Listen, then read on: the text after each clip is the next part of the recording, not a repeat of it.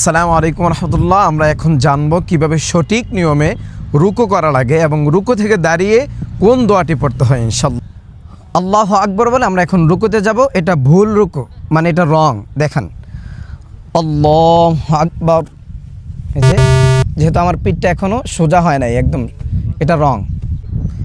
এখন আমরা সঠিক নিয়মে রুকু কোনটা সেটি আমরা জানো ইনশাআল্লাহ।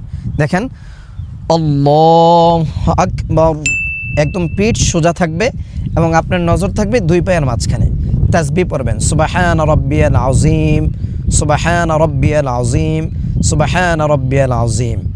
এখন জানবো কিভাবে রুকু থেকে যে আমরা দাঁড়াই, মানে যে ভুল রুকুটা, অনেকে বলে সামিয়া আল্লাহু লিমান হামিদা, এই যে সোজা না হয়ে আল্লাহু আকবার বলে সাজদায় চলে যায়।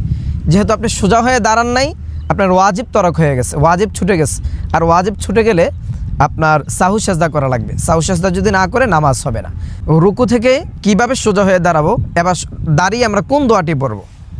দেখেন রুকুতে আমরা গেলাম আল্লাহু আকবার, সুবহানা রাব্বিয়াল আযীম, সুবহানা রাব্বিয়াল আযীম, সুবহানা রাব্বিয়াল আযীম, সামিআ আল্লাহু লিমান হামিদা, রব্বানা লাকাল হামদ হামদান কাসীরান তাইয়িবান মুবারাকান ফীহি, আল্লাহু আকবার। এবার আমরা সাজদায় চলে যাব।